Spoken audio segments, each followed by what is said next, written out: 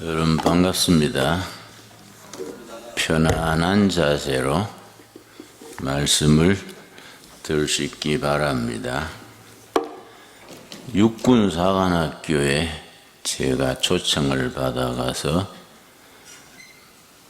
특강을 했는데 육군사관학교의 목사님께서 군목이지요. 육사에 입학하는 학생들의 크리스찬 비율을 일러주기를 25년 전에는 23% 크리스찬이었다 합니다. 육사에 입학하는 신입생들 중에 23% 안팎이 크리스찬이었는데 해마다 1% 정도씩 줄어들어서 지난해 2020년에는 3% 정도로 낮아졌다 합니다. 그건 상당히 상징적인 숫자지요.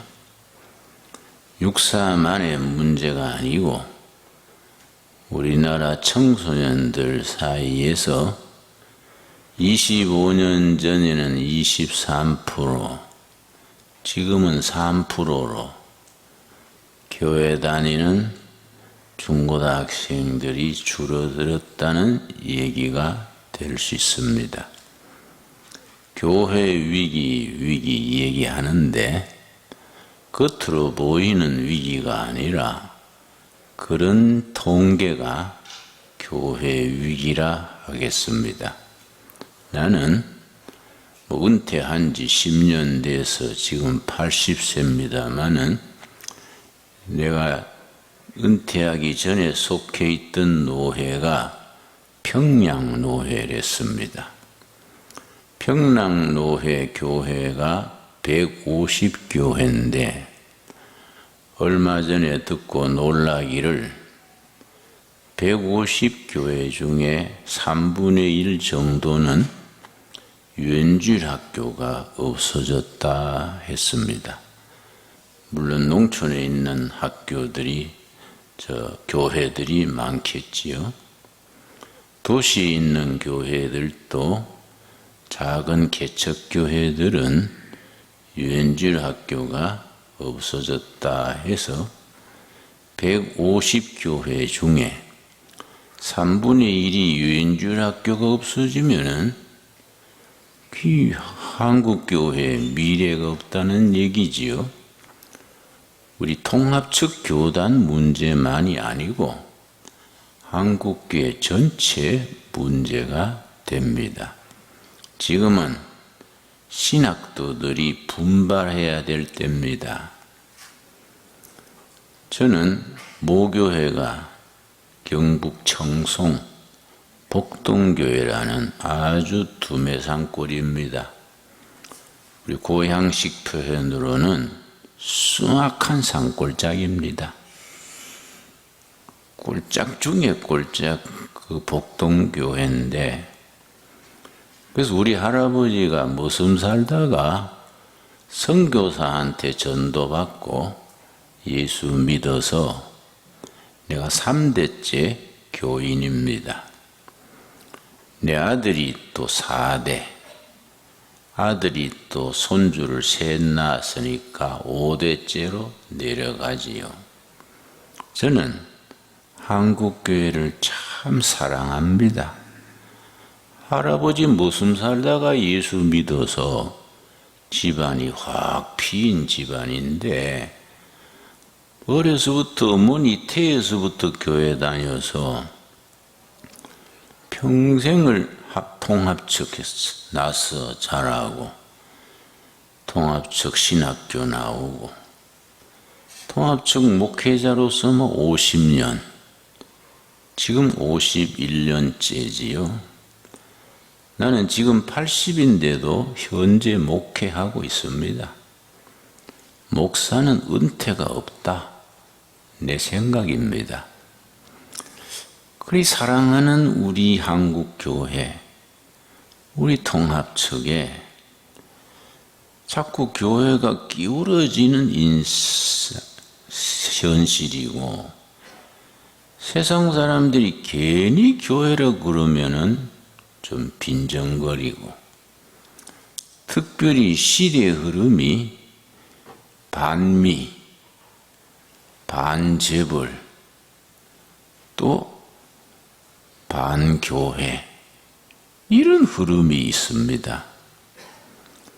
그러면은 반기독교가 흐름이 생겨서 우리 자녀들이 교회 다니는 것을 숨기는 정도까지 됐습니다.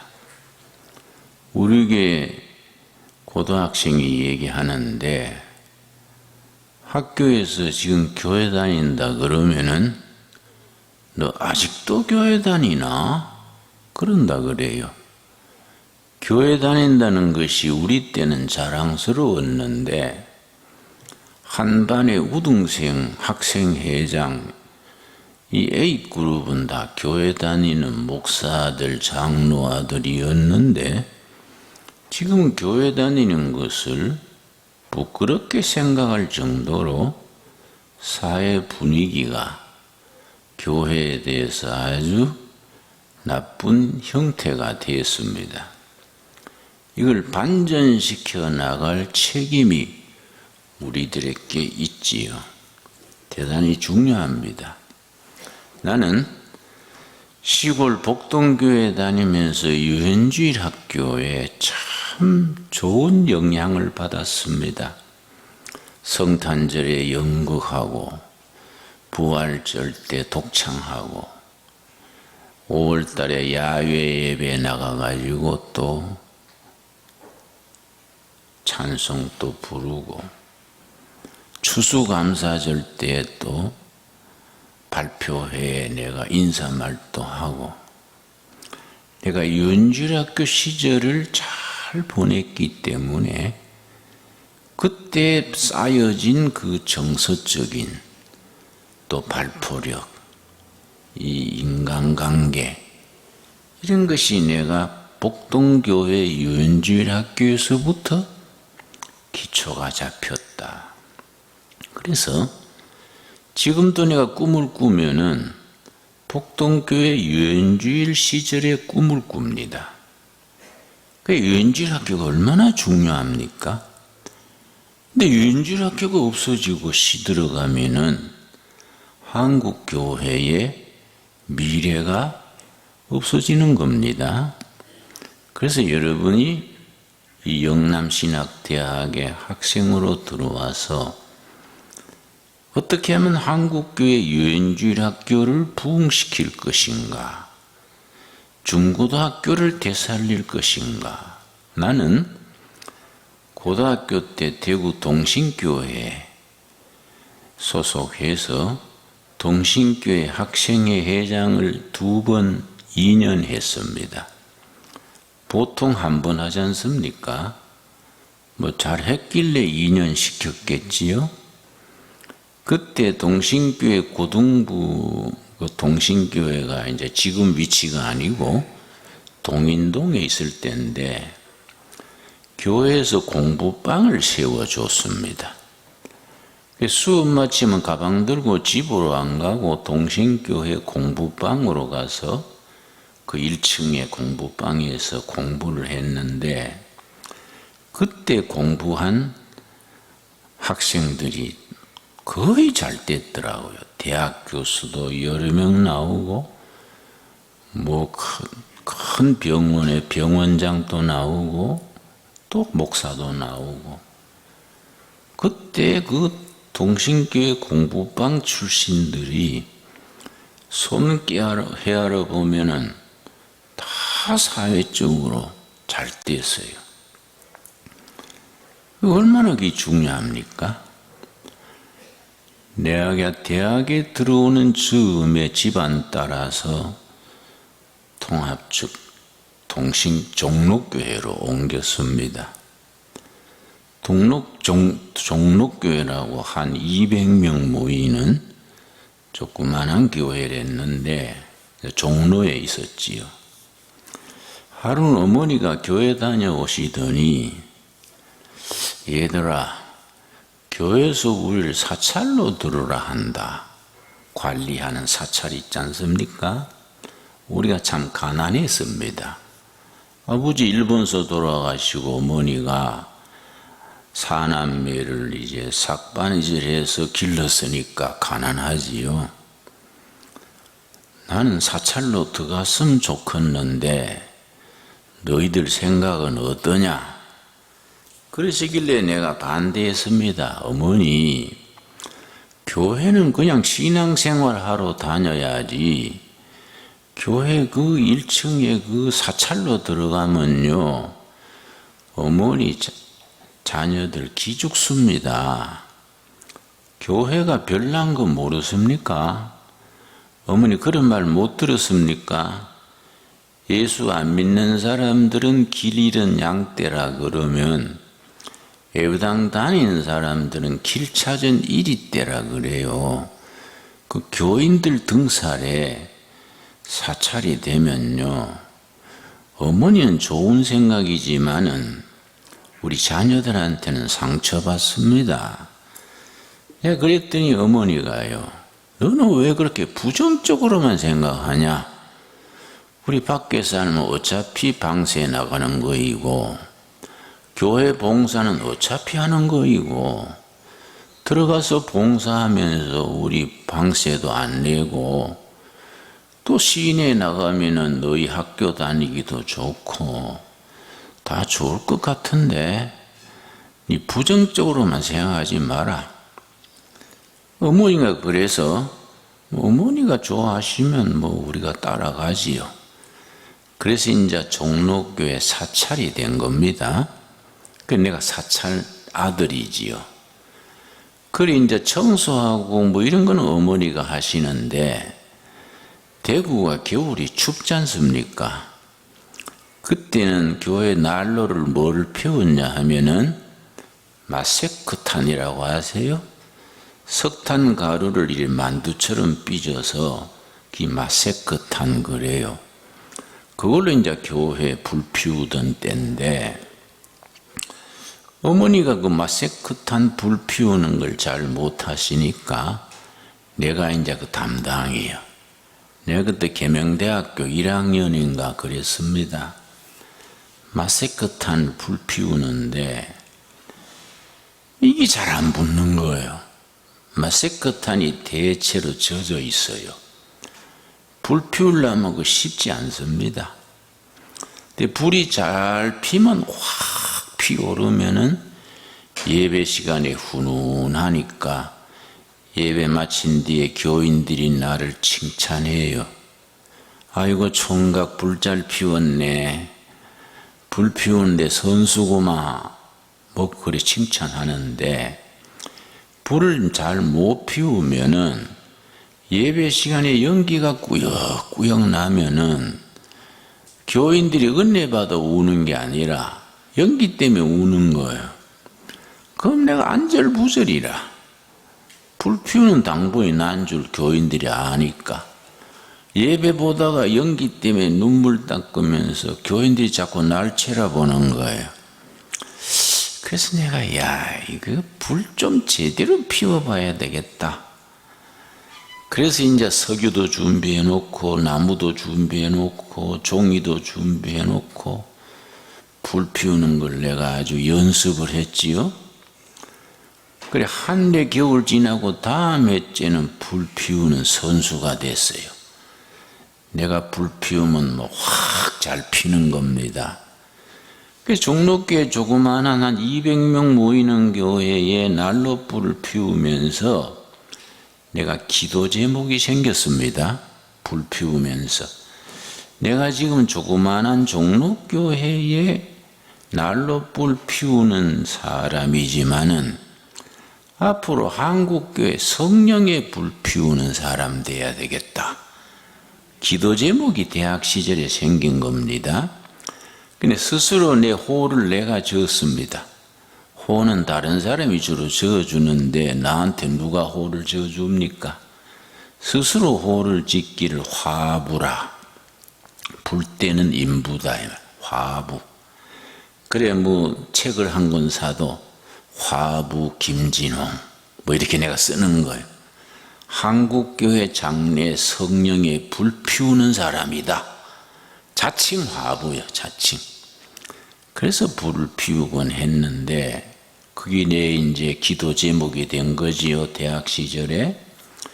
계명대학 졸업하고 대학에 조교로 있다가 장로회 신학대학으로 갔습니다.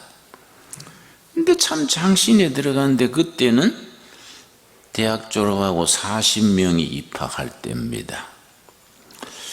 근데 내가 첫 번 중간 시험 칠 때 내가 쇼크를 받았습니다. 동기생 40명 중에 컨닝을 하는 거예요. 40명 중에 한 4분의 1 정도가 컨닝을 해요. 그래서 내가 아주 충격받았습니다. 나는 대학에서 철학과에 조교로 있었기 때문에 조교가 교수 돕는 일이지요. 시험 채점도 하고 시험 감독도 하고 이런 게 조교하는 일인데 철학과 학생들은 컨닝을 안 합니다. 철학도에 금지가 있어요. 뭐 행정관이 뭐 경영관이 이런 잡과들이 컨닝하지 소크라테스 제자들이 뭔 까재미 눈을 해가지고 컨닝하겠냐? 응? 이 철학도가 이거 컨닝하는 거는 이거는 타락한 철학도다. 철학과 학생들은 금지 때문에 컨닝을 안 해요. 근데 신학생들이 컨닝을 하는 거예요. 한국교회 영적 지도자가 될 신학도들이 컨닝한다는 것이 이게 난 아주 쇼크로 받아들여진 거지요. 그것도 뭐 한두 명이 아니라 40명 중에 4분의 1 정도 대충 보니까 컨닝을 해서 내가 충격을 받았어. 야, 이거 나라 망할 일이다. 앞으로 영적 지도자가 될 신학도들이 컨닝하면은 이거는 교회 문제만이 아니다. 이거 나라가 망할 짓이다. 그래서 내가 쉬는 시간에 앞에 나가가지고 여러분 죄송하지만은 내가 시험 치는 시간에 보니까 컨닝하는 전도사님들이 있습니다. 난 대학에서 조교로 시험 감독하다 왔는데 철학도들은 컨닝 안 합니다. 근데 철학 위에 철학, 신학을 하는 우리가 컨닝을 해가 되겠습니까? 하지 맙시다. 그랬더니 컨닝파 중에 한 사람이 일어서서 김진홍 전도사가 뭐인데 그런 소리 하요? 뭐 기숙사 식비를 냈어요? 등록금을 냈어요? 각자 알아서 하는 거이지. 이래서 우리 반이 두 표로 갈라졌어요. 컨닝파, 안 컨닝파 두 표로 갈라졌습니다. 내가 이 얘기를 왜 하냐면은 나는 합동측 신학교, 성결교 신학교, 뭐 침례교 신학교 여러 학교에 가서 집회를 인도했었는데 평균적으로 신학도들 중에 30% 정도가 컨닝합니다. 평균적으로. 그 말은 영남신학대학의 신대원 학생들도 30% 정도는 컨닝하는 거예요. 통계를 말하는 겁니다. 누가 한다 안 한다가 아니고 이건 안 된다 이거지. 신학도들이 컨닝한다는 것은 이거는 있을 수 없는 일이다. 여러분 신부 양성학교를 신부 길러내는 신학교, 캐톨릭 신학교에서는 아예 시험 감독도 없습니다. 시험 제목만 떡 칠판에 써주고 교수는 나가버려요. 신부 후보생들은 컨닝을 하지 않습니다. 육군사관학교 학생들도 컨닝하지 않습니다. 컨닝하면 그날로 퇴교입니다. 철학도들도 컨닝하지 않습니다. 그런데 예수 철학이 위대한 철학인데 신학도들이 컨닝해서 되겠습니까? 안 그렇습니까? 내가 여러분한테 정말 선배로서 부탁합니다. 컨닝하지 마세요. 컨닝하면 안 돼요. 천국을 컨닝해서 갈 깁니까? 그 내가 우리 장신 다닐 때에 내가 충격을 받아서 1년 공부하고 이거 생각하고 다르구나. 종교가 제도화되면은 이런 위선자들이 생기는구나. 신학교의 환멸을 느껴서 1년 만에 자퇴했습니다. 내가 안수받는 목사 되지 말고 평신도로서 전도자가 되자. 이래 생각하고 짐 싸들고 대구로 내려왔습니다. 대구 내려와서 노동자들 속에서 전도하는 평신도 전도자가 된다. 일본의 우찌무라 간조 센세이 같은 분, 우리 역사의 김교신 선생 같은 분은 평신도의 크리스찬 지도자 아닙니까? 그런 사람 된다 하고 대구 내려와서 취업을 했는데 칠성동에 신생공업사란 철공소가 있었습니다. 자동차 볼트, 나트 이런 거 만드는 철공소인데 거기에 한 사원이 700명, 800명 되었습니다. 이제 말하자면 공돌이지요. 거기 이제 사장님이 합동측 교회 장로님이요. 그리고 전국 장로회 연합회 회장이에요. 해마다 개척교회를 하나씩 회에서 설립하는 겁니다. 회사에서. 그래서 거기에 전도하기 좋겠다 하고 신생공업사에 이제 입사한 겁니다. 이력서 내라 하길래 뭐 대학 졸업, 신학교 중퇴 이러면 받아주겠습니까? 국졸 이래 서가지고 이제 이력서 냈지요. 그래 그때 길가에서 20분 만에 나오는 사진이 있어요. 그 사진 찍어가지고 붙이고 냈더니 보니까 내 사진 보고 얼굴 보니까 뭐 내 본래 얼굴이 빈티가 나지 않습니까? 나는 뭐 무슨 집 손자에다가 뭐 그래 자라서 아주 빈티가 얼굴에 배였거든요. 이래 보더니 사원으로 이제 받아줬습니다. 신생공업사 철공소에. 회사에서 나를 어디로 배치했냐면은 지하실에 철공소니까 지하실에 용광로가 있어요. 석탄 불 때는, 코크스 불 때는. 그 용광로에 나를 화부로 배치해서요. 진짜 내가 화부가 된 겁니다. 신생공업사에서. 하루 2교대를 하는데 이제 밤에 이제 불 보는 거예요. 이제 여기는 바람이 나오고 여기는 기름이 나오고 그런 이제 용광로인데 그 기름 바람 조절하면서 밤 새우는 겁니다. 밤 2시, 3시쯤 되면 막 졸음이 쏟아지지요. 내가 막 혼자 부흥하는 거예요. 성령이여 강림하사. 내가 대학 시절에 화부가 된다 그랬는데 잊어버리고 있었는데 성령님께서 화부 된다는 마음을 되돌이키려고 여기 화부로 보내신 줄 믿습니다.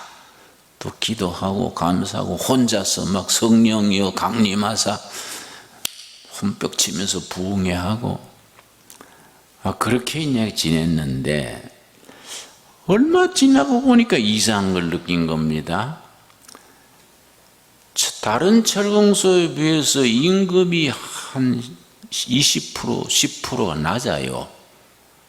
사장님이 장로님이고 개척교회도 해마다고 하는데 동종업조에 비해서 임금이 낮은 데다가 매일 30분 예배를 드리는데 그 예배 시간이 노동 시간에 들어가지 않아요. 그러니까 30분 먼저 나와야 되는 겁니다. 그래서 내가 노동자들한테 새벽잠 30분은 게 굉장히 소중하거든요. 30분 먼저 나와가지고 예배 드리고 일 부서로 가는데, 내가 참다가 사무실에 찾아가서 건의한 거지요. 예배를 안 드리든지 아니면 임금을 정상화해 주시고, 예배를 드리면은 예배 시간을 노동 시간에 합산해 주셔야 됩니다. 내가 그렇게 주장했더니 사무실이 다 장로 집사요. 안수 집사. 다 대구 시내 빤한 교회들의 장로 집사들이지요. 야, 우리 회사에 빨갱이 하나 들어왔구만. 응? 이거 당신 우리 회사에 간첩질하러 들은 기야? 욱박질러요. 그게 아니고 나는 3대째 기독교 모태신앙인데 그럴 택이 있습니까? 나는 현실적으로 말합니다. 내가 우리 부서에 전도하려고 이 복음을 전해보니까 모두 이를 갈아요. 내가 예수 믿으면 개자식이다. 그리고 장로 집사 그러면 내가 엘레리기를 일으킨다. 막 이러고 반발하는 겁니다. 그래서 내가 몇 번 건의했더니 아주 욕만 먹었지요. 안 되겠다. 내가 노동조합을 만들어 가지고 노조로서 내가 이걸 대처해야 되겠다. 그래서 신생공업사 노조 만드는 운동을 했는데, 얼른 그게 또 회사에 보고가 들어갔지요. 한 분은 불려가서 직사게 두드러 맞았습니다. 이 빨갱이라고. 실컷 두드러 맞고 집에 가서 꾹꾹 며칠 앓았습니다. 그래서 내가 이거 안 되겠다. 뜻은 좋았는데 혼자서는 안 되는구나. 1년 만에 장로회 신학대학 복학을 했어요. 역시 그래도 교회에서 정식 절차를 밟아서 해야지, 혼자서 노조 운동한다 하고 하다가 제 명예 못 죽겠다.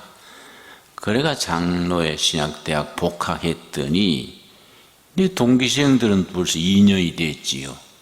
동기생들이 날 보고 그렇게 말려도 호기 있게 가더니 결국 되돌아왔구만. 그 동기생들한테 놀림감이 돼서요. 그래도 그 신학교 다녔습니다. 신학교 다니다가 2학년 때 이왕 신학교 다닐 파이면 제대로 해보자. 그래서 청계천 빈민촌에 활빈교회라는 교회를 빈민성교회 개척을 한 겁니다. 여러분, 나는 그렇게 시작된 세월이 벌써 50년이 지났지요. 나는 신학도들 여러분 보면은 그렇게 마음에 정이 가고 또 짠합니다. 우리 때는 열심히 하면 열심히 한 만큼 열매를 거두었습니다. 여러분, 우리 때보다 훨씬 나쁜 조건에서 시작하는 겁니다. 지금은 목사, 전도사의 인기가 바닥에 떨어졌어요. 이미지가 대단히 나빠졌습니다. 한 2년 전에 중앙일보에서 우리나라 각 기관의 이미지 평가를 했습니다. 정부, 국회, 대학, 캐톨릭, 개신교 각 기관의 이미지 조사를 중앙일보에서 했는데, 전국 군대, 국회 전체의 1등을 어디서 한지 아십니까? 국민 여론조사 1등이 캐톨릭 교회가 했습니다. 캐톨릭이. 개신교는 20등 밑으로 떨어졌어요. 근데 내가 중고등학교 다닐 때는 이미지가, 내 대학교 시절에는 개신교 이미지가 2등, 3등 했습니다.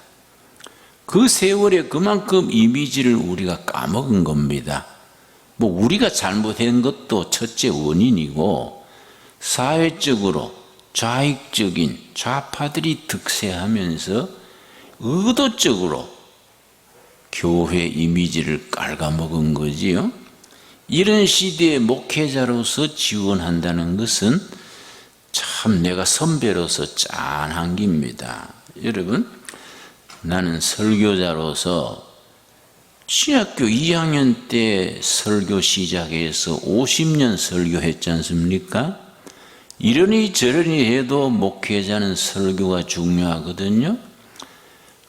그래 나는 50년 목회하면서 설교에 대한 내 나름대로 기준이 있습니다.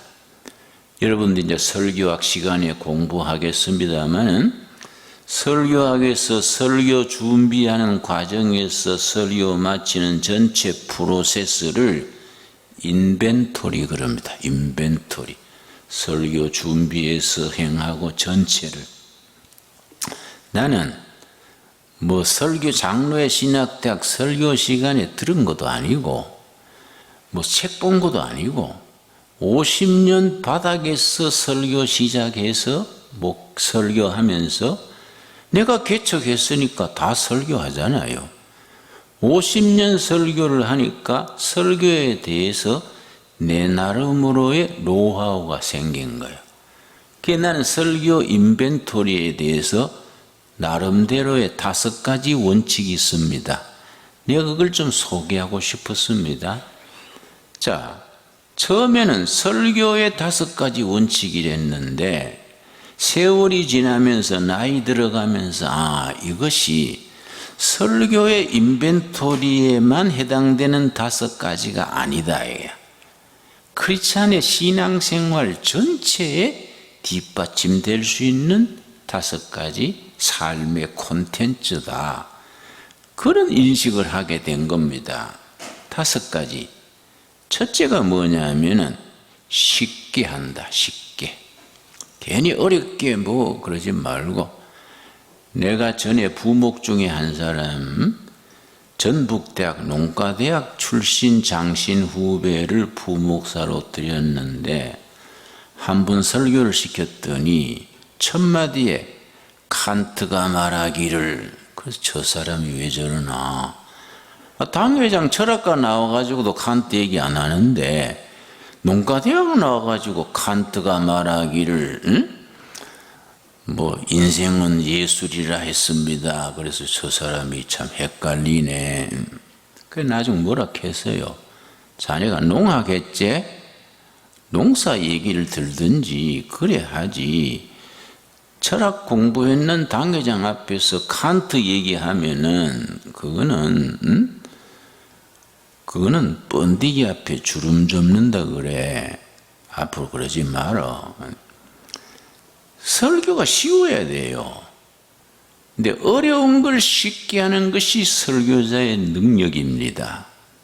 내가 왜 쉽게 해야 된다고 생각했느냐 하면은 빈민촌에서 전도해가지고 교인이 한 20-30명 이제 됐는데 내가 설교 시작하면 조는 거예요. 처음에는 참았지요. 한 6개월 지난 뒤에 친해진 뒤에 내가 교인들한테 꾸지람했습니다.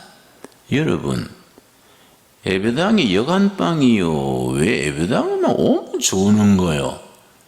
헌금 조금 낸 걸 뭐 여간비 낸 거로 생각하나요? 설교하면 좋으니까 나 이거 참 답답합니다. 그랬더니 앞에 있는 할머니가 졸다가 그 소리를 들었어. 나를 쳐다보고 아이고 젊은 사람이 딱하시오. 그래서 할머니 내가 왜 딱해요? 그랬더니 재움씨로 좋은다고 나무라는 것 같은데 재우면서 좋은다 하면 어쩌요? 꼭 집에 가서 자야겠어요?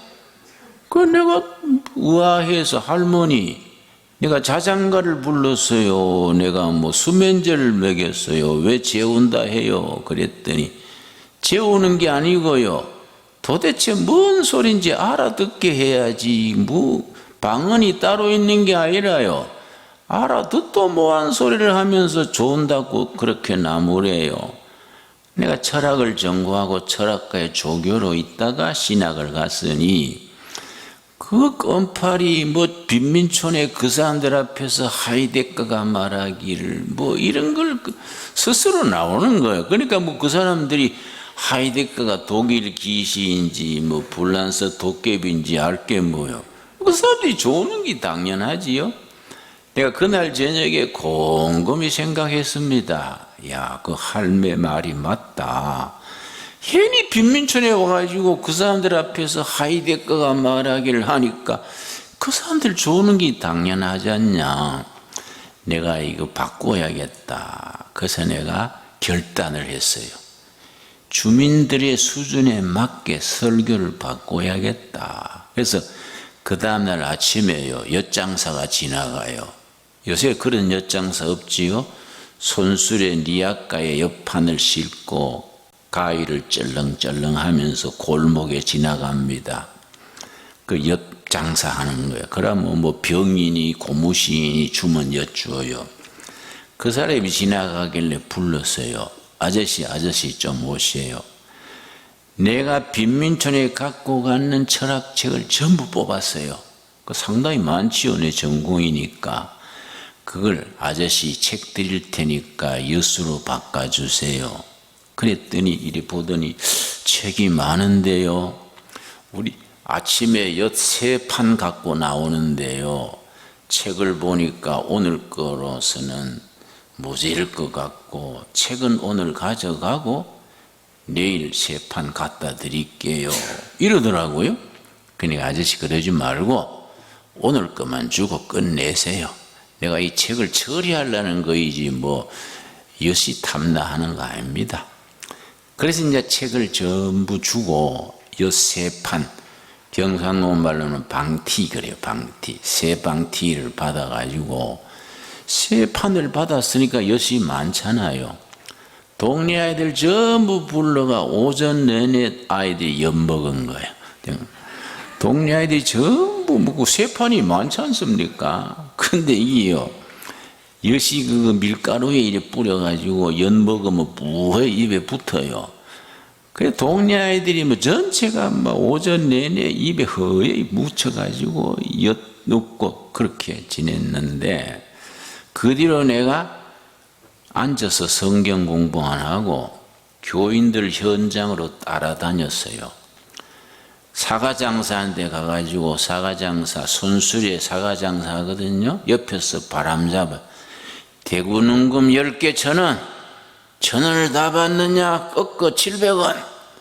뭐 산에 가야 버물 잡고 도랑에 가야 까제 잡고 이 사과능금을 먹어야 건강합니다. 그러고서는 뭐 바람 잡아주고 돈 헤아려주고, 또 닭광 있죠. 단무지. 닭광 장사하는 데 가지고 언덕에 밀어주기도 하고 닭광도 팔고, 이 장사터에 다니면서 따라다니면서 신방한 겁니다.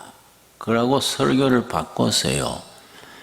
그 사람들이 장사터에서 하는 말 그대로 바꿨습니다. 아, 베드로 그 사람 골 때리는 사나이요 뭐 이러고요. 그러니까요, 그 사람들이 어느 세계로 확 바꾸니까요 좋은 사람이 없어요. 그러고 헌금도 더 나와요. 그러니까 설교는 쉽게 해야 된다. 일단 교인들이 알아듣게 해야 되는 겁니다. 어려운 성경, 어려운 책을 읽고 어떻게 쉽게 전하느냐. 그 뒤로 내가 그게 노력을 한 겁니다. 그래서 쉽게 하게 됐는데, 나중에 내가 지식인들도 도시 사람들도 다 쉬운 걸 좋아하더라고요. 첫째는 설교는 쉽게 해야 된다. 이게 성경적으로 왜 중요한 거 하니, 마태복음 11장 28절에 예수님이 뭐라 그랬습니까? 수고하고 무거운 짐진 자들아 다 내게로 오라. 내가 너희를 뭐라 그랬습니까? 쉬게 하리라. 율법은 어려운 기고 복음은 쉬운 거다. 쉬운 복음을 어렵게 설교하면 안 되지 않습니까? 안 그래요? 우리는 구약의 어려운 율법 설교하는 사람들이 아니지요. 예수님이 전한 복음, 심플 앤드 클리어 그러죠. 단순하고 분명하고 쉬운 구원의 도를 전하는 사람들 아닙니까? 설교 듣고 교회 와서 안식을 누리고 구원의 복음을 깨닫고 예수님을 영접하게 되고 신앙생활이 즐거워야 되지 않습니까? 두 번째는 뭐냐면 즐겁게 한다. 즐겁게. 설교 전하는 나도 즐겁고 듣는 교인들도 즐거워야 된다. 여러분, 이태리 말로 페카토 모르탈레라는 말이 있습니다. 이태리어입니다. 이게 뭐냐면은 용서받지 못할 죄. 이태리어로 페카토 모르탈레인데, 이태리 사람들은 용서받지 못할 죄, 페카토 모르탈레가 두 가지입니다. 공무원이 국가 세금을 낭비하는 죄, 공직자가 국민 세금을 낭비하는 죄. 이거는 이승뿐 아니라 저승에 가서도 용서받지 못할 죄입니다. 두 번째 뭘 손꼽느냐 하면은, 두 번째, 그 사람들이 용서받지 못할 죄. 사업하는 사람, 장사하는 사람들이 이익을 남기지 못하는 죄. 비즈니스하고 장사하고서 이익을 남겨가지고 세금 내고 11종금 내고 고용을 증대하고 이렇게 해야 그거의 기업하는 사람인데, 기업하는 사람이 적지 않으면 이게 용서받지 못할 죄다. 그런데 나는 거기 한 가지 더 붙입니다. 용서받지 못할 죄를 목사한테 내가 적용합니다. 교인을 지루하게 하는 죄. 설교고 예배고 성경 공부고 지루하게 하는 것은 페카토 모르탈레요. 용서받지 못할 죄다. 여러분, 앞으로 나가서 여러분이 목회자도 되고 교회 교사도 되고 살아갈 텐데 페카토 모르탈레에 걸리지 않기를 바랍니다. 교인들로 학생들로 지루하게 하는 죄, 이거 용서받지 못하는 거이지요. 정말 전하는 우리도 즐겁고 듣는 사람들이 즐거워야 되지요. 그래서 여러분, 빌립보서 4장 4절 보겠습니다. 빌립보가 쓰는, 바울이 로마 감옥에 있으면서 빌립보 교인들에게 전한 편지인데, 빌립보서의 주제가 그리스도 안에서 누리는 기쁨, 빌립보의 주제입니다. Joy in the Christ, 빌립보서의 주제지요. 4장 4절에 뭐라 그랬습니까? 주 안에서 항상 기뻐하라. 내가 다시 말하노니 기뻐하라. 그리스도 안에서 기쁨을 누리는 것이 신앙생활이지요. 여러분, 은혜란 말이 헬라어로 카알라입니다. 기쁘다도 카알라입니다. 은혜 받으면 기쁘고, 기쁜 게 은혜 받은 겁니다. 여러분 앞으로 목회를 하든지 교사가 되든지 기억하십시오. 학생들이, 교인들이 교회 다니는 것이 즐거워야 돼요. 설교 시간이 기뻐야 됩니다. 여러분 아멘 하십니까? 지루하게 자기도 모르는 어려운 말로 교인들 진 빼고 그래 하면 안 돼요. 여러분, 내가 어떤 교인들 중에요, 예배는 지루하고 설교는 무슨 소리인지 모르고 하면은 짜증나가지고 가져갔던 헌금도 안 내고 가져가 버립니다. 에이, 가다가 오뎅 사 먹고 말자. 내가 옛날에 청년 시절에 그래 해봐서 알아요. 응? 설교가 사뿐하고 즐겁고 유익해야지, 지루하게 무슨 자기도 모르는 소리를 장하게 하면은 가져갔던 헌금도 안 내고 가져가 버린다니까. 이거는 목회는 현실입니다. 현실. 현장에 맞아야 돼요. 신학도들이 신학교 시절부터 그것을 훈련을 해야 됩니다. 세 번째가 뭐냐면은 깊이 있게. 쉽고 즐겁기만 하고 깊이 없으면 만담 아닙니까? 우리 한국 설교자들 중에 설교를 만단처럼 하는 분들 있지요. 막 억지로 웃기려고 하고 막 그런 사람들이 있더라고요. 내가 유튜브로 가끔 그걸 듣는데 고개를 갸우뚱해야 돼요. 설교가 저렇게 소처럼 저렇게 해서 괜찮을까? 당분간은 괜찮지만은 영혼의 양식을 심어주는데 좀 더 깊이 있고 진지하고 본질을 전해야 안 됩니까? 그렇지요? 그래서 나는 누가복음 5장을 참 좋아합니다. 누가복음 5장 1절 말씀 우리 다 한번 찾아보겠습니다. 여러분, 예수님이 시몬 베드로를 처음 만나서 시몬 베드로의 배를 빌려가지고 말씀을 전했습니다. 누가복음 5장 1절입니다. 5장 1절에 예수님이 시몬 베드로의 배를 빌려서 말씀을 전한 뒤에 베드로한테 뭐라 그랬냐면은 누가복음 5장 3절 말씀 예수께서 한 배에 오르시니 그 배는 시몬의 배라 육지에서 조금 떼기를 청하시고 앉으사 배에서 무리를 가르치시더니 갈릴리 호수 강변에 호수가에서 강둑에 청중들이 쫙 앉아 있고 베드로의 배를 빌려 가지고 강둑에 있는 무리들에게 말씀을 전하셨는데 4절 말씀을 마치시고 시몬에게 이르시되 깊은 데로 가서 그물을 내려 고기를 잡으라. 그물을 깊은 데로 던지시오. 베드로는 고기 잡는 프로 아닙니까? 예수님은 목수 아닙니까?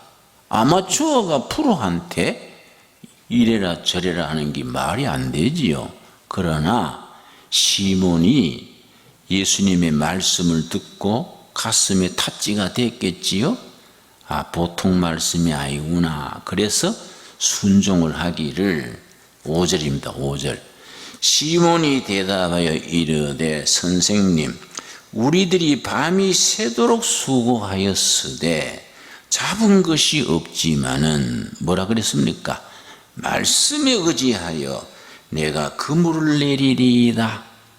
고기잡이 상식으로는 고기가 얕은 데 있는데 왜냐?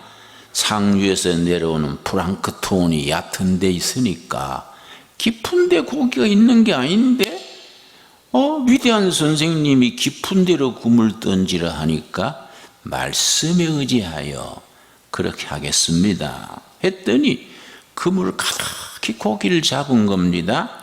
예수님이 시몬에게 하신 말씀은 고기잡이 그물을 깊은 데로 던지라 한 것이지만은 나는 이 말씀을 신학교 학생 때부터 넓게 받아들였습니다.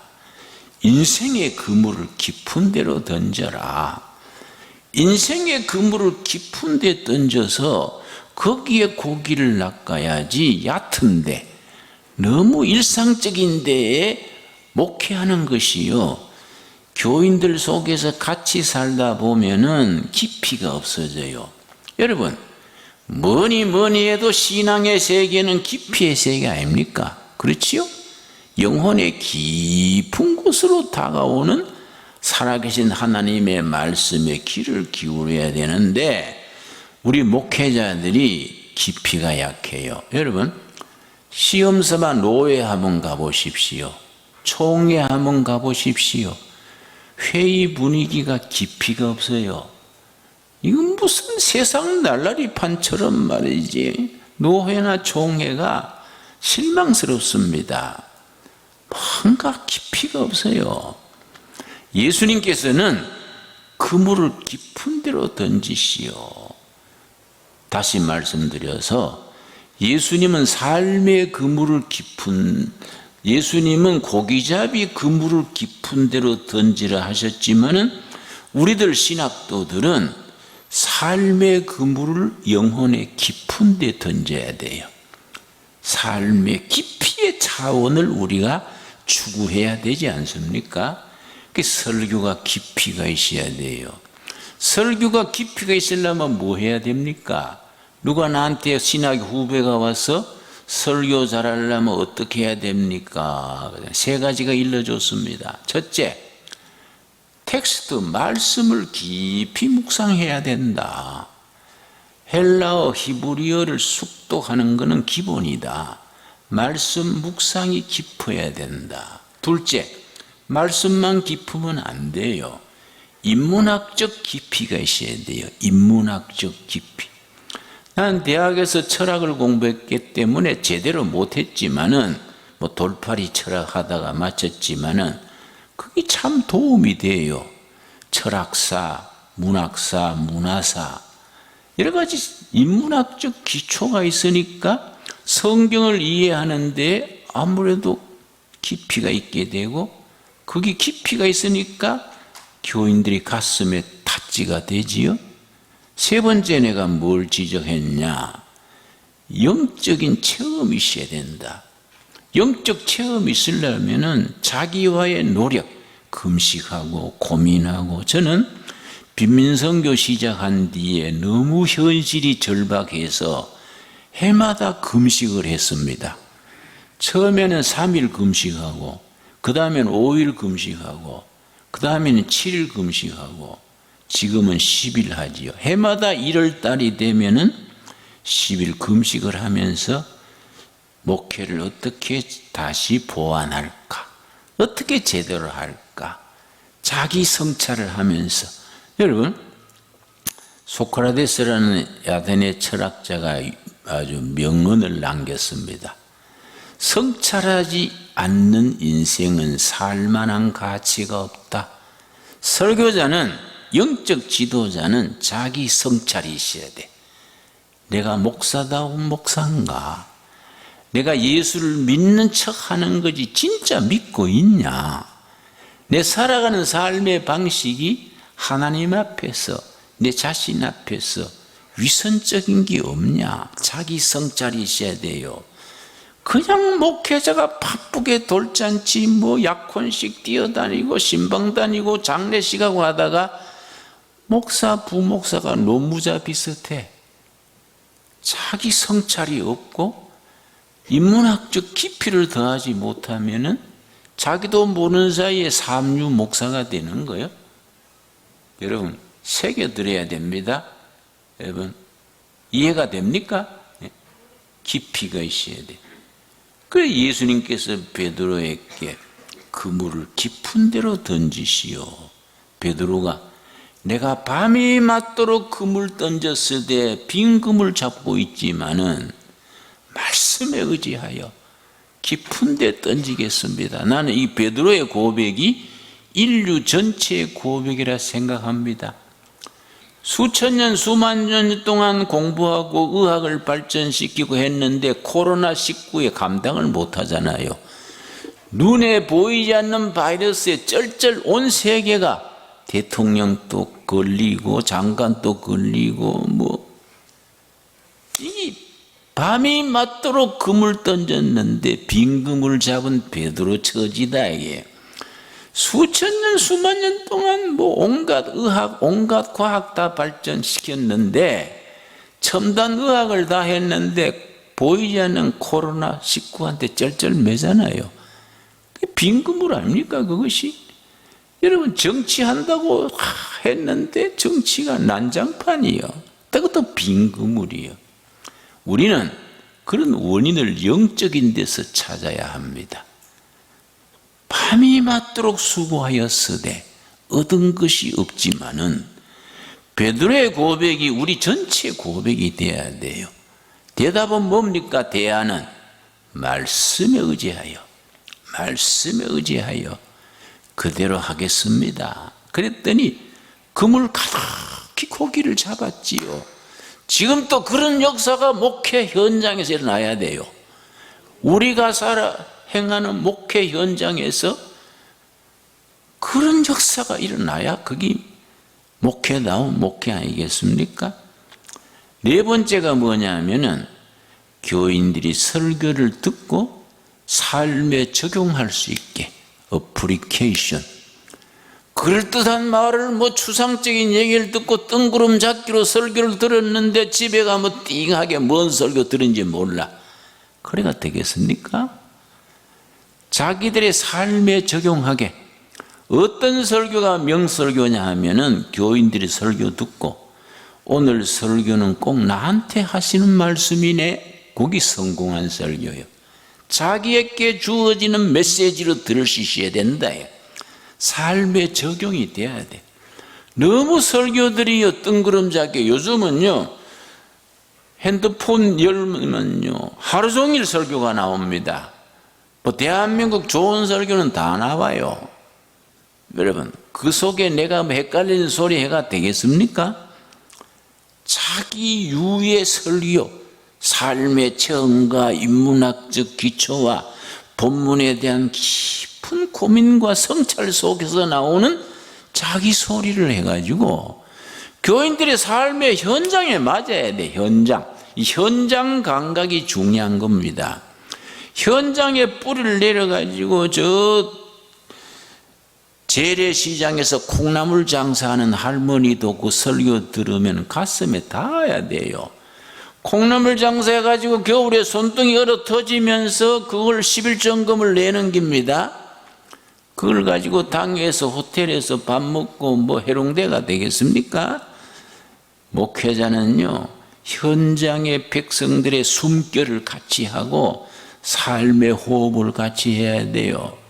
나는 지금 또 시간 나면은 덜에 노동합니다. 나는 3일 동안요 대구 와가지고 3일간 농장에 일 못하는 것이 상당히 아쉬워요. 그래 내가 우리 권 총장님이 전화해서 집회해달라길래 고민했습니다. 지금 한창 감자 심고 이거 뭐 하는 철인데 내가 그거 가서 해도 될까? 근데 왜 왔냐?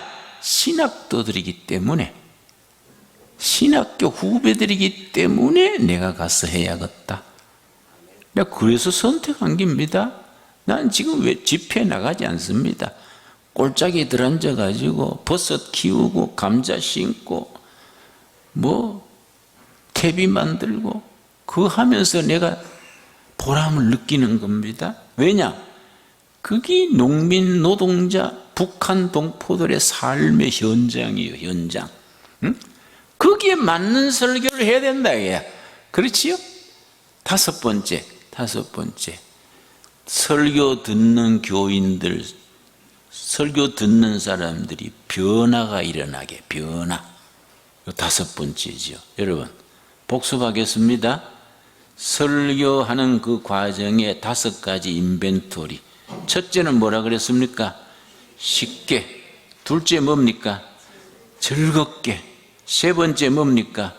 깊이 있게. 깊이 있게 하려면 세 가지 내 나름 얘기 기억하시지요? 네 번째 뭡니까? 응? 적용할 수 있게.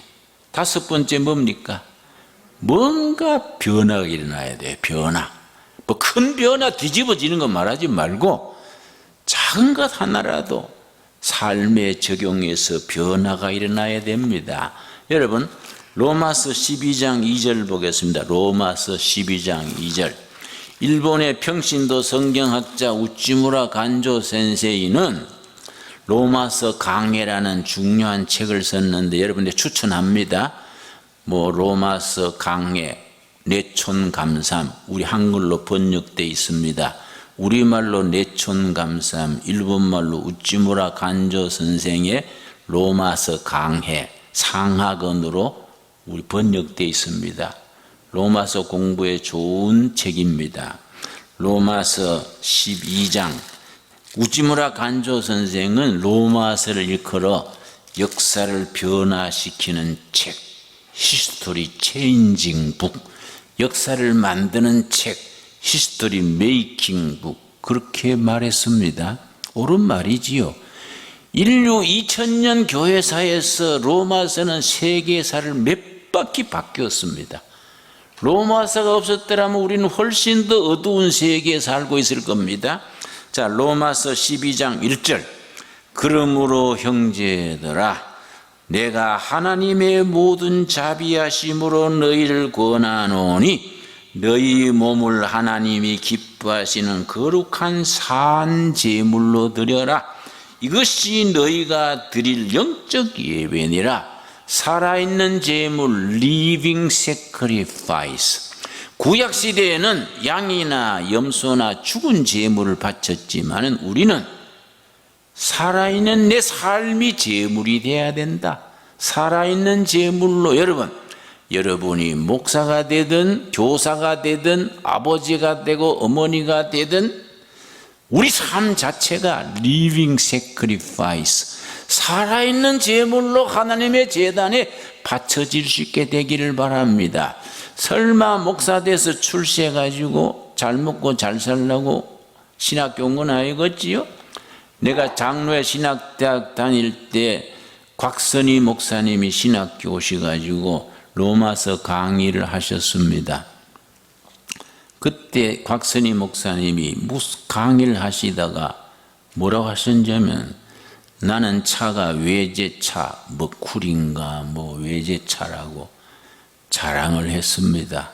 그리고 내가 1년 판공비가 뭐 13억인가 근데 내 신학교 동기 중에 인명진 목사라고 아주 바른말 잘하는 목사가 있습니다. 인명진 목사가 그 얘기 듣고 목사님 후배들한테 외제차 타는 걸 그걸 말해야겠습니까? 응? 버스를 타도 버스를 타도 섬기는 걸 좀 보여주셔야지 외제차 타고 연 13억 판공비 그걸 가르칩니까? 아주 분위기가 썰렁했어요. 여러분 외제차 타려고 신학교 왔습니까? 판공비 많이 받으려고 목사 되려고 그럽니까? 아니지 않습니까? 안 그래요? 우리가 세 끼 못 먹고 두 끼 먹어도 밥 못 먹고 죽 먹어도 하나님 앞에 조국 앞에 역사 앞에 살아있는 제물이 돼보자. 아멘 하시지요? 하나님이 그런 일꾼을 원하시지 뭐 말 잘해가지고 이름 나가지고 외제차 타고 그런 거 찾으면 안 되지요. 그렇다고 내가 곽선희 목사님을 내가 인정하고 높이지요. 그때 그런 실수를 했다 이깁니다. 내가 비난하는 게 아니고 그거 우리가 심각하게 들어야 됩니다. 자 2절입니다. 2절 너희는 이 세대를 본받지 말고 이 세대를 본받는 것이 영어 성경에 컨폼 되지 말고 세상 가치관 세상 풍속에 컨폼 되지 말고 여러분 우리 장로회 신학대학의 교수 중에 한 분이 내가 이름을 깜빡했는데 동성연애를 지지한다 총장이 나한테 전화를 했어요. 교수 중에 동성연애를 지지하는 사람이 있는데 이거 참 난처합니다. 그게 소문이 나가지고 장로회 신학대학이 동성애 지지한다고 막 그렇게 이 말이 퍼지더라고. 그래서 내가 얼른 얘기하세요. 내가 만날까요? 동성애 하더라도 네 집에 가서 해라. 네 방에서 문 닫아놓고 동성애 하든 무슨 성애 하든 하고 신학도들한테 그런 걸 영향 미치면 되겠냐. 창세기 1장 1절에 하나님께서 남자와 여자를 창조하시고 돼 있는데 무슨 놈의 동성애가 제3의 성이 그런 도깨비 같은 헛소리를 하냐. 우리 교회 신학교에 그런 사람들이 발부처가 되겠습니까? 교수에? 내가 그 한 개인을 공격하는 게 아니라 교회는 반듯하게 가르쳐야 돼. 국민들이 뭘 믿고 뭘 따르고 어떻게 살아가야 될지 기준이 교회가 전해야 되지 않겠습니까? 여러분 아멘 하지요? 교회가 헷갈리면 세상 자체가 헷갈립니다. 여러분 너희는 세상 풍속에 컨폼되지 말고 거기에 따르지 말고 오직 마음을 새롭게 함으로 변화를 받아가 영어 성경에는 트랜스폼이요. 트랜스폼. 세상 풍조에 컨폼되지 말고 말씀 안에서 그리스도 안에서 트랜스폼 인격과 삶과 비전이 트랜스폼이 되어서 하나님의 선하시고 기뻐하시고 온전한 뜻이 무엇인지 분별하도록 하라. 여러분 이걸 줄이면 간단합니다. 로마서 12장 2절 줄이면 변화되어 변화시키자. 내가 복음의 능력으로 복음의 두나미스 파워로 내가 변화가 되어서 세상을 변화시키자. 이게 우리 성직자 신학도들의 사명 아니겠습니까? 여러분 중요한 얘기지요. 여러분 나는 성경의 많은 인물들 중에서 사무엘을 제일 좋아합니다. 그걸 아이덴티파이 한다 그럽니다. 내가 도산 안창호 선생을 닮고 싶으면은 안창호 선생을 아이덴티파이 한다 그러지요. 내가 목사님 중에 이상근 목사님을 닮고 싶다 그러면 이상근 목사님을 아이덴티파이 한다고 표현하지요. 나는 성경의 인물 중에 사무엘 같은 성직자가 됐으면 좋겠다. 난 늘 그렇게 생각을 합니다. 어떤 점에서냐? 세 가지. 나는 사무엘 선지 같은 성직자가 됐으면 좋겠다. 물론 내가 인격이나 경륜이 부족해서 사무엘 근처도 못 가는 게 내 한계지요. 그러나 지금 또 내가 그 꿈을 꾸는 겁니다. 세 가지 점에서 사무엘 같은 성직자가 됐으면 좋겠다. 사무엘상 12장 첫째입니다. 사무엘을 닮고 싶은 것이 몇 가지라고요? 세 가지. 여러분 첫째가 뭐냐? 사무엘상 12장 1절입니다. 12장 1절. 사무엘 선지는 그 역사적인 과도기에 사사시대에서 왕정기로 넘어가는 역사적인 전환기 터닝 포인트에 위대한 영적 지도력을 발휘한 사람이 사무엘입니다. 새로운 시대를 만들어가는 중간 역할을 한 사람이 사무엘 선지입니다. 사무엘이 어떻게 살았느냐? 상 12장 1절입니다. 사무엘이 온 이스라엘에게 이르되 보라, 너희가 내게 한 말을 내가 다 듣고 너희 위에 왕을 세웠더니 사무엘이 백발이 성성한 뒤 은퇴 설교입니다. 사무엘의 고별 설교입니다. 2절 이제 왕이 너희 앞에 출입하느니라. 보라, 나는 늙어 머리가 희었고 내 아들들도 너희와 함께 있느니라. 내가 어려서부터 오늘까지 너희 앞에 출입하였거니와 평생을 성직자로서 백성들 이끌고 백발이 성성한 노년에 은퇴하면서 내가 평생을 어떻게 살았느냐. 3절입니다. 3절 내가 여기 있나니 요압과 그의 기름 부음 받은 자 앞에서 내게 대하여 증언하라. 내가 누구의 소를 빼앗았느냐? 누구의 나귀를 빼앗았느냐? 누구를 속였느냐? 누구를 압제하였느냐? 내 눈을 흐리게 하는 뇌물을 누구의 손에서 받았느냐? 그리하였으면 내가 그것을 너희에게 갚으리라. 미스터 크린입니다. 미스터 크린. 평생을 깨끗하게 평생을 영적 지도자로 살면서 뇌물을 받거나 경우 없이 일하거나 사욕을 채우거나 재산을 챙기거나 그거 없이 깨끗하게 살았습니다. 미스터 크린으로서 깨끗하게 살고 은퇴하면서 말해봐라. 내가 평생에 뇌물을 받았느냐? 경우 없이 했느냐? 권한을 남용했느냐? 재물을 챙겼느냐? 그런 게 있으면 말해라. 내가 고향 내려가기 전에 다 갚고 가겠다. 백성들이 뭐라 그랬습니까? 4절 그들이 이르되 당신이 우리를 속이지 아니하였고 압제하지 아니하였고 누구의 손에서든지 아무것도 빼앗은 것이 없나이다. 얼마나 깨끗한 삶을 살았습니까? 나는 지금 80입니다. 80. 나이 들어가면서 느끼는 게 있습니다. 나이 들어갈수록 명예스러운 것은 깨끗하게 살았는 것, 그것이 남습니다. 뭐 재물이 있는 것, 무슨 명예 있는 것 아닙니다. 깨끗하게 살았는 그것이 나이 들어갈수록 자기 속에 만족하게 그게 남습니다. 여러분 깨끗한 일꾼들로 살아가기를 바랍니다. 그런 점에서 사무엘이 우리의 사표입니다. 깨끗하게. 나는 성직자와 교회는 가난해야 됩니다. 교인들은 부자가 돼야 됩니다. 교인들이 축복받아서 부자가 돼서 11조헌금, 선교헌금 많이 내어서 교회는 그것을 자꾸 써야 됩니다. 자꾸 선교비로, 구제비로 막 써야 됩니다. 여러분, 우리 교단 중에 큰 교단 있지요? 뭐 어느 교회라고 말하지 않겠습니다.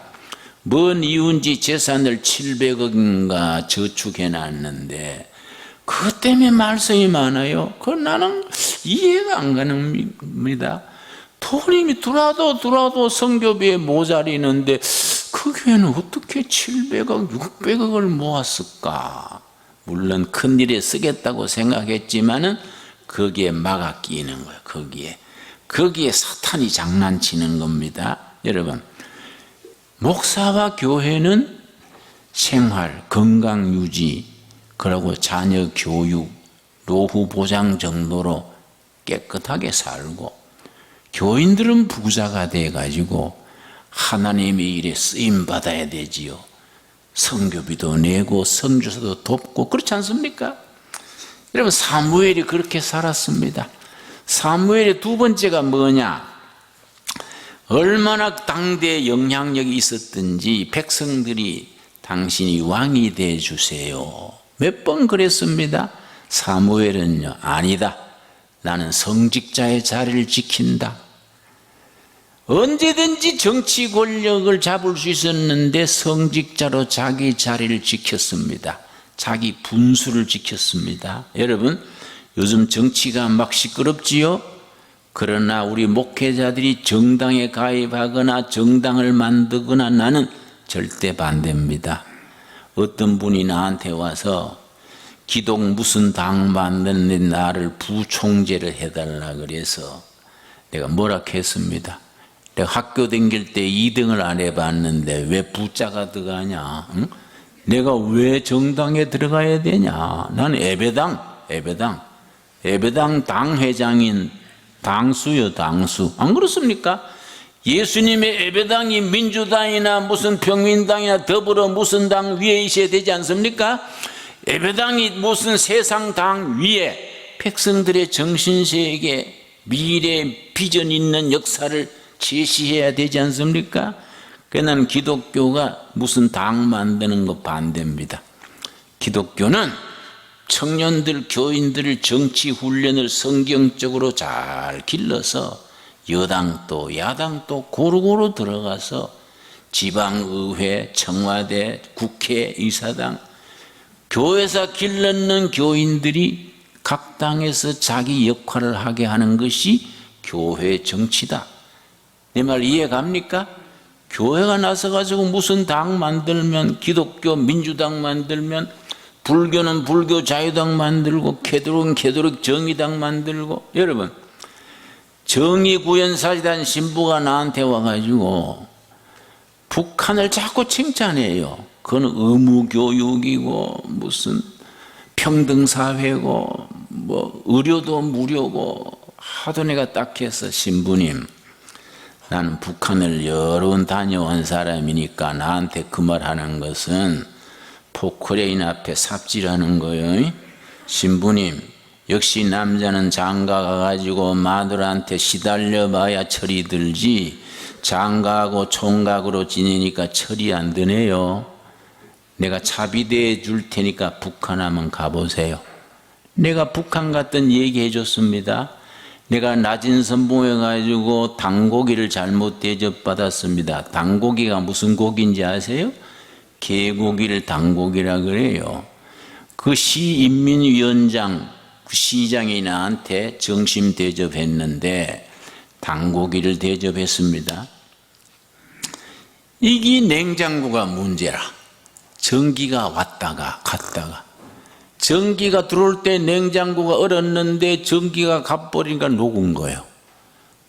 또 전기가 들어오니까 얼고, 몇 번 동안에 개고기가 변했어. 이걸 가지고 닭을 만들어 줬는데 내가 그걸 먹고요, 식중독이 심해가지고 죽을 뻔했어요. 막 죽겠더라고요. 사람이 이렇게 죽는구나. 내가 여기 와서 닭고기 먹고 죽으면 순교도 아니고 이거 뭐이냐. 하도 급하니까 거기서 지방의원에 데려갔어요. 세상에 옆방에 명장년 수술하는데 그 마취제가 없어가지고 생별을 째는 거예요.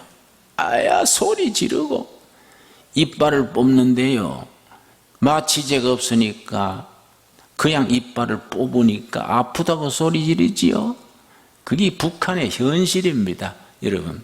그래 내가 그 신부님한테 내가 자비대 줄 테니 가서 배 한 번 째보고 이빨 한번 뽑아보세요. 나한테 그런 소리 하지 마세요. 정의구현사제대인가 뭔가 그 사람들 큰 시험 들었어요. 북한의 현실을 그림 그리는 거예요. 여러분, 우리 개신교에 절대 그런 흐름이 들어오면 안 되지요, 여러분. 우리가 성직자는 성직자로서의 재단을 지켜야지요. 그래서 사무엘이 우리한테 사표예요. 영적 지도자로 분수를 지키면서 정치가를 길렀지요. 사무엘이 맨 처음에 세운 왕이 누굽니까?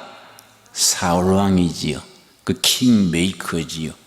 사울왕이 제대로 안 하고 삐딱하게 나가니까 대신에 누구를 세웠습니까?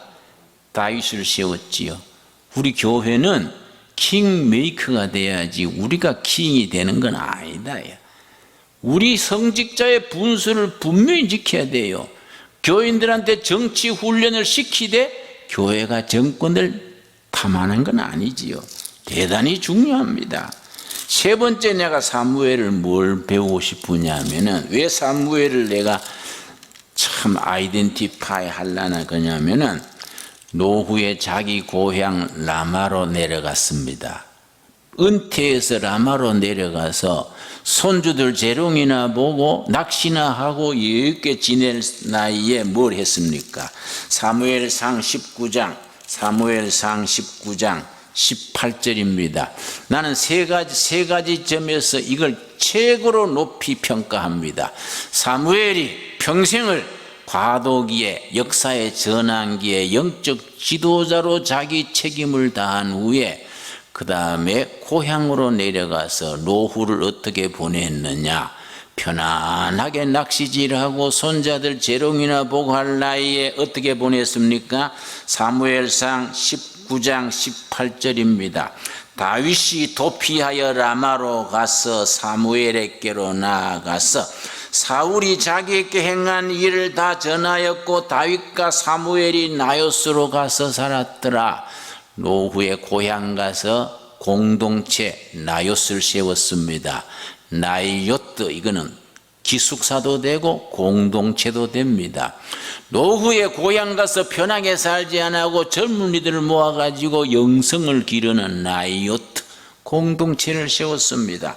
거기에 다윗이 왔습니다. 19절, 어떤 사람이 사울에게 전하여 이르되 다윗이 라마 나요스에 있더이다. 라마에 있는 공동체 마을 나요스입니다.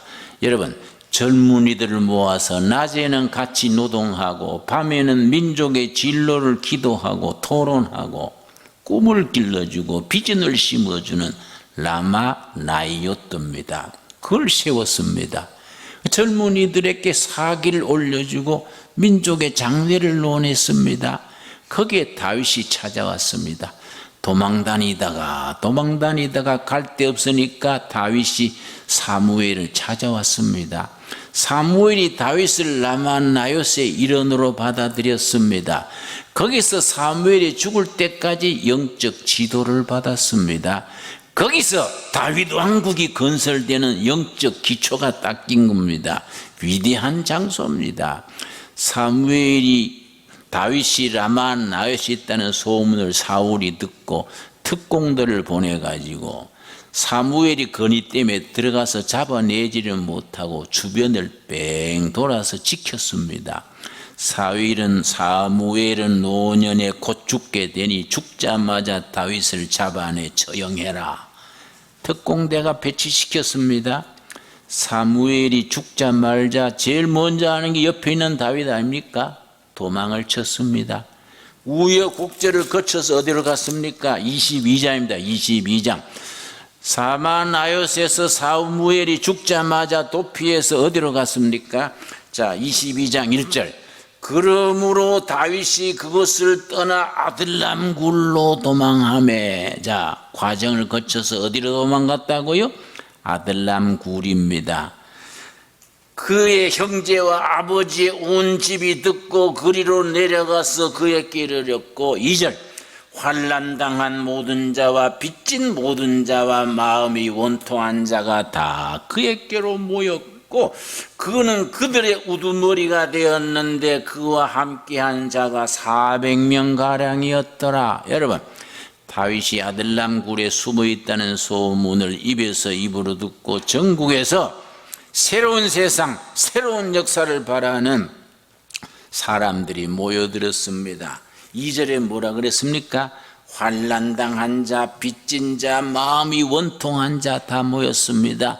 지금으로 말하면 부도난 자, 회사에서 쫓겨난 자, 뜻이 있어도 펼 길이 없는 젊은이들이 다윗에게로 모여들었습니다. 모인 사람이 몇 명이라고요? 400명. 그 아들람굴에 400명이 위대한 다윗 왕국을 건설한 겁니다. 여러분, 영남신약대학이 딴 걸로 하지 말고 이 시대의 아들람굴이 되어서 400명의 학생이면 돼요. 400명의 학생들이 교수들님과 더불어 동지가 되어가지고 새로운 시대, 새로운 역사, 새로운 교회를 창조하는 일에 우리가 헌신하는 일꾼들이 모여야 됩니다. 아들람굴에 몇 명이 모였다고요? 400명. 어떤 사람이 모였습니까? 기존 체제의 불만을 품고 사회 변혁을 꿈꾸는 빚진 자, 원통한 일 당한 자, 뜻을 펼 수 없는 자, 기존 체제에 발붙이지 못하는 사람들이 아들람굴로 모여들어서 400명이 모였습니다. 그들이 거기서 의적이나 그런 게 되지 아니하고 위대한 다윗 왕국을 건설했습니다. 그들이 어떻게 그런 역사를 만들었습니까? 시편 57편이 그 대답입니다. 시편 57편, 내가 말하기는 영남신학대학이 내가 와보니까 생각했던 것보다 좋은 대학이요, 교수님들도 훌륭하고 학생들도 반듯반듯하고 나는 굉장히 인상이 좋습니다. 아마 제대로 방향을 잡고 하면은 서울에 있는 장로의 신학대학보다 더 희망이 있는 학교가 아닐까 나는 느낍니다. 여러분, 내 말에 인정합니까? 여러분, 지금은 순서대로 나가는 게 아닙니다. 1등, 2등, 엘리트 그 시대가 아닙니다. 지금은 상상력과 창조력과 비전을 가진 사람들이 시대의 변화에 앞장서는 그 사람들이 일꾼입니다. 절대 지금 시대는 바뀝니다. 시대는 아날로그 시대에서 디지털 시대로, 여러분, 시대가 변화됩니다. 어떤 사람들이 일꾼이 되느냐? 공부 잘하는 사람, 성적 좋은 사람, 여러분, 박사, 석사라고 되는 게 아닙니다. 진짜 박사는 누굽니까? 베드로 아닙니까? 밖에서 죽었이 박사지요? 진짜 석사가 누굽니까? 스데반 석사입니다. 돌에 맞아 죽어 석사 아닙니까? 여러분, 학문이 중요하지요. 아카데믹한 신학적 기초가 필수지요. 그러나 더 위에 비전이 있고 꿈이 있고 세상 사람들이 보지 못하는 영의 세계, 미래를 볼 수 있는 상상력과 창조성이 있어야 돼요. 그런 것을 꿈꾸고 아들랑굴에 모여있는 400명과 같은 학생들이 이 캠퍼스에서 잘할 수 있게 되기를 바랍니다. 시편 57편에 뭐라 그랬습니까? 위대한 말씀입니다. 여러분, 성경에 이런 내용이 있다는 게 너무나 감동스럽습니다. 시편 57편에 여러분, 그 뭐라 그랬습니까? 아들람굴에 숨어서, 시편 57하고 그 관로가 있지요? 뭐라고 썼습니까? 다윗의 믹담시, 인도자를 따라 알다스에서 맞춘 노래. 여러분, 인도자는 성가대 지휘자입니다. 성가 지휘자의 지시를 따라서 알다스의 곡에 아리랑 곡에 맞출 것, 네 줄을 가까이 곡에 맞출 것, 그 말이지요. 다윗이 사울을 피하여 굴에 있던 때에, 무슨 굴이겠습니까? 다윗이 사울을 피해서 아들람굴에 숨어 있을 때에 400명의 동지들과 함께 꿈꿨던 내용입니다. 여러분, 뭐라 그랬습니까? 1절 말씀, 하나님이여 내게 은혜를 베푸소서, 내게 은혜를 베푸소서, 내 영혼이 주께로 피하되 주의 날개 그늘 아래에서 이 재앙들이 지나기를 피하리이다. 여러분, 다윗과 그의 무리들은 사울을 피해서 굴에 숨어 있다 생각 안 했습니다. 하나님의 은혜 날개 그늘에 여기에 피하고 있다. 여러분, 여러분들의 신앙 고백이 되기 바랍니다. 서울대학에 못 가서 영남신학대학에 와 있는 게 아닙니다. 하나님의 날개 그늘 아래 꿈을 기르고 비전을 기르고 교회와 결의 미래를 꿈꾸기 위해서 이 캠퍼스에 왔다. 그런 확신을 가지게 되기를 바랍니다. 아멘 하십니까? 그런 야심, 선한 앰비션이 있어야 됩니다. 그런 비전이 있어야 됩니다. 그래서 뭐라 그랬습니까? 8절입니다. 8절 말씀 9절입니다. 9절 시편 57편 9절입니다. 주여 내가 만민 중에서 주께 감사하며 문나라 중에서 주를 찬송하리이다. 아들람 굴에서 마실 물도 부족하고 먹을 양식도 없고 발각돼서 오늘 죽을지 내일 죽을지 모르는 절박한 환경에서 그들은 감사와 찬송이 있었습니다. 오른쪽에 감사, 왼쪽에 찬양. 여러분, 이 캠퍼스에서 정말 하나님의 은혜에 감사드리고 교회와 결의의 미래를 찬양할 수 있는 하나님의 일꾼, 아들람굴의 오늘의 일꾼이 될 수 있게 되기를 바랍니다. 어디서 그런 비전이 생겼습니까? 7절 8절입니다. 시편 57편 7절 8절 이번 집회의 마지막 결론입니다. 하나님이여 내 마음이 확정되었고 내 마음이 확정되었사오니 내가 노래하고 내가 찬송하리이다. 내 사명감을 깨달았습니다. 내 마음의 컨빅션, 하늘이 무너지고 땅이 꺼져도 흔들리지 않는 확신을 가지게 됐습니다. 무슨 확신입니까? 8절입니다. 내 영광아 깰지어다. 비파야 수구마 깰지어다. 내가 새벽을 깨우리로다. 위대한 고백입니다. 아들릉갈에 숨어서 오늘 죽을지 내일 죽을지 몰라도 그들은 역사의 새벽을 깨우겠다는 확신을 가졌습니다. 이 어두운 역사, 사울 치하에서 암흑시대에 헤매는 백성들에게 새벽을 깨우리로다. 여러분, 밤이 왜 깊어집니까? 새벽이 오려고 깊어지는 겁니다. 여러분, 이번 주일이 부활절 새벽이 다가옵니다. 밤은 왜 있습니까? 새벽이 오려고 밤이 있는 겁니다. 겨울이 왜 있습니까? 봄이 오려고 겨울이 있는 겁니다. 여러분, 십자가의 고난 끝에 부활의 새벽의 영광이 있는 겁니다. 우리 한국 교회도 이 결에도 통일 한국 시대의 새벽의 역사를 꿈꾸는 위대한 선교 한국을 꿈꾸는 새벽의 꿈을 비전을 가지는 여러분들이 될 수 있게 되기를 바랍니다. 내가 새벽을 깨우리로다. 사울 시대 어두운 역사의 한밤중에서 역사의 희망 있는 역사, 새벽을 깨우는 역사를 우리가 받은 사명자들이다. 얼마나 위대합니까? 여러분, 영남신학대학에서 새벽을 깨우는 비전, 드림, 그런 환상을 가질 수 있게 되기를 바랍니다. 끝으로 한 절 더 찾습니다. 사도행전 2장입니다. 사도행전 2장 오순절 성령 충만의 역사가 사도행전 2장 1절에 시작이 되었습니다. 사도들이 오순절 성령 충만해서 예루살렘 시가지로 나가서 노방전도로 나갔습니다. 바울이 사도 베드로가 뭐라 했습니까? 16절입니다. 사도행전 2장 16절 말씀.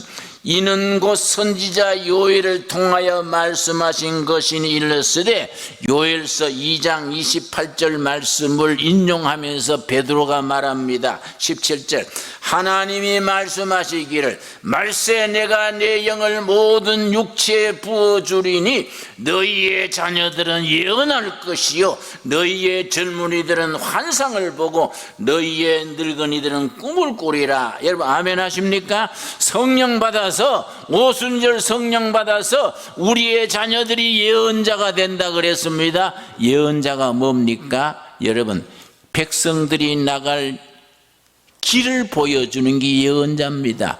이 백성, 이 시대, 이 교회는 이 길로 가야 된다. 예수 그리스도가 길이요 진리다. 우리가 통일 한국 시대로 가는 길은 예수 그리스도의 길을 따르는 거이다. 우리의 자녀들이 예언자가 될 것이고, 젊은이들이 환상, 비전입니다. 비전, 환상이 영어로 비전입니다. 우리 교회 젊은이들이, 영남신학대학교 청학도들이 비전을 봐야 됩니다. 비전이 뭡니까? 온 국민, 온 교회가 함께 바라보고 나갈 미래의 목표, 이게 비전입니다. 한국 정치가들은 비전이 없습니다. 자기 패거리 정치합니다. 그걸 독일어로 게젤샤프트, 이익공동체라 그럽니다. 독일어로 게만샤프트, 이념 공동체, 신념 공동체. 우리 교회는 이 시대의 게만샤프트, 민족의 희망을 주고 꿈을 심어주는 정말 신념의 공동체가 교회가 되어야 됩니다. 그리스도의 복음이 우리가 바라보고 나갈 통일 한국 시대의 깃발이다. 그 비전을 보여주는 교회가 되어야 됩니다. 여러분, 그런 학문에 그런 젊은 인생을 살아갈 수 있게 되길 바랍니다. 너희의 늙은이들은 꿈을 꾸리라. 여러분, 한국의 65세 노인이 지금 800만입니다. 몇 년 안으로 1000만이 됩니다. 1000만 인구가 젊은 날 짐이 돼가지고 병원이나 당기고 장기판이나 뜨고 젊은 사람들한테 부담대가 되겠습니까? 나는 그런 노년을 거부합니다. 늙은이가 꿈을 꾸리라. 나는 80에 70 정년 퇴직한 뒤에 퇴직금을 몽땅 들어서 저 동두천 돌산을 8만 평을 사가지고 거기에 인생을 투자합니다. 늙은이가 꿈을 가져야 된다. 그래서 늙어서 일하자, 행복하게 살자, 베풀며 살자. 나는 꿈이 있습니다. 다가오는 통일한국 시대에 나는 개마고원에 가서 두레마을 세우는 게 꿈입니다. 저 개마고원 멋있는 휴양지입니다. 개마고원 잘 개발하면요, 스위스 융프라우 저리 가랍니다. 거기에 두레마을 간판 걸고 거기에 꿈을 실천하는 것이 내 꿈입니다. 성령 받으면은 늙은이가 꿈을 꾸리라. 여러분, 여러분이 꿈꾸는 신학도들이 되기 바랍니다. 길 없는 시대에 길을 선포하는 예언자들이 이 캠퍼스에 자라기를 바랍니다. 여러분, 백성들이 우왕좌왕 목표를 잃고 헤매는 시대에 저 영남신학대학교 신학도들이 미래의 백성들이 바라보고 나갈 목표, 비전을 제시할 수 있는 교회가 돼야 됩니다. 여러분, 몰트만도 중요하고 니버도 중요하고 위대한 신학자들 공부해야 되지요. 더하기 알파 뭡니까? 비전을 가지는 교회. 성령 안에서 예언자가 길러지고 비전을 보는 젊은이들이 여기서 깨어나고 늙은이 꿈을 꾸는 교회, 꿈을 꾸는 신학교, 꿈을 꾸는 한국교회를 이뤄가는 일에 여러분이 깃발 두고 나갈 수 있게 되길 바랍니다. 그걸 위해서 영남신학대학교에 부름을 받은 줄로 믿으시기 바랍니다. 믿습니까? 믿습니까? 믿은 대로 된다 그랬습니다. 예수님이 분명히 말씀하셨습니다. 너희가 믿느냐? 믿는 대로 될지어다. 여러분, 큰 믿음은 큰 꿈을 이룹니다. 작은 믿음은 작은 집을 짓습니다. 여러분의 꿈과 비전과 여러분의 예언의 길이 이 교회와 이 한국교회에 미래의 희망을 줄 수 있는 희망 메이커들이 될 수 있게 되기 바랍니다. 기도하겠습니다. 하나님 감사합니다. 영남신학대학교를 우여곡절을 시켜서 이 경산 땅 좋은 땅에 학교를 세우셔서 감사합니다. 여기에 모여드는 젊은이들이 다윗의 아들람굴의 400명의 용사가 되게 하여 주시옵소서. 최악의 상태에서도 감사와 찬양을 드리고 하나님의 은혜 날개 아래 있다고 감말하던 다윗의 용사들 같은 그 믿음, 그 비전을 주여 허락하여 주시옵소서. 내 마음이 확정되었고 내 마음이 확정되었사오니 내가 새벽을 깨우리로다. 있습니까? 우리 역사가 어두운 밤을 지나고 있습니다. 정치가 어두운 밤을 헤매고 있습니다. 한국교회가 지금 새벽을 기다리고 있습니다. 여호와 아버지시여, 귀한 신학도들이 총장님, 교수님들과 더불어 믿음의 동지가 되어서 우리 조국 땅에 통일 한국 시대의 새벽을 깨우는 전단이 되게 하여 주시옵소서.